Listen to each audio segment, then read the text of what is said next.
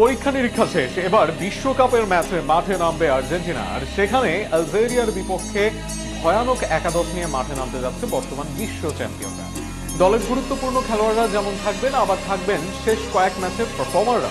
এছাড়া একাদশে ফিরছেন লিওনেল অ্যান্ড্রেস মেসি। সব মিলিয়ে আলজেরিয়ার বিপক্ষে আর্জেন্টিনার সম্ভাব্য একাদশ নিয়ে থাকছে প্রতিবেদন।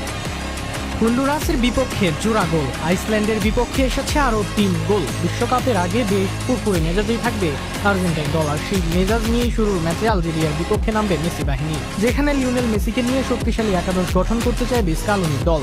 কেননা গত আসরে শুরুর ম্যাচে অঘটনের সাক্ষী হয় আর্জেন্টিনা, এবার সেই ভুল করতে চাইবে না আর্জেন্টিনা। গত 2 ম্যাচে ছিলেন এমিলিয়ানো মার্টিনেজ, তবে বিশ্বকাপের আগে সুস্থ হয়ে উঠেছেন এই অভিজ্ঞ গোলরক্ষক। আর এমি ফিট হলে তিনিও শতভাগ থাকবেন আর্জেন্টিনার একাদশে। তবে যদি কোনো কারণে ফিট না হন এমি, তবে দেখা যেতে পারে জিরোনিমো রোল্লে। কিন্তু ফিট হলে এমি অবশ্যইভাবেই থাকবেন একাদশে। সেন্টার ব্যাকে থাকবে রোমেরো ও লিজান্দ্রো মার্টিনেজ। অভিজ্ঞ ওটামেন্দিও যদিও ছিলেন শুরুর একাদশে কয়েক ম্যাচে, তার হেডিং ও অভিজ্ঞতা দলের জন্য গুরুত্বপূর্ণ। তবে কম্বিনেশনের দিক থেকে রোমেরো লিজান্দ্রো জুটি এগিয়ে থাকবে।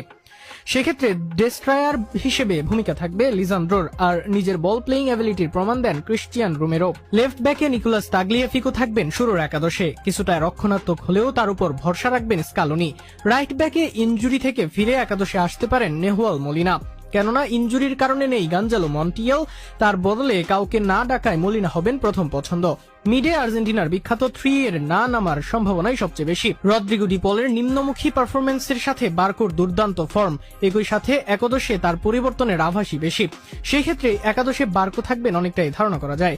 বার্কোর সাথে এনজো ফার্নান্দেজ থাকছেন নিশ্চিতভাবেই। মিডে অন্য পজিশনের লড়াই হবে লো সেলসো এবং ম্যাকালিস্টারের মাঝে। অনেকেই ফর্মের জন্য লো সেলসোকে এগিয়ে রাখেন, অনেকের কাছে স্কিলের জন্য ম্যাকালিস্টার সেরা। শেষ পর্যন্ত অ্যালিস্টারই পেতে পারেন শুরুর একাদশ। রাইট মিডে লড়াই হবে সিমিউনে এবং নিকো পাজের মাঝে। তবে যেহেতু মেসি খেলবেন শুরুর একাদশে, ডান দিক থেকে গতি ও ট্র্যাক ব্যাকের জন্য সিমিউনেকেই বাছাই করতে পারেন কোচ স্কালোনি।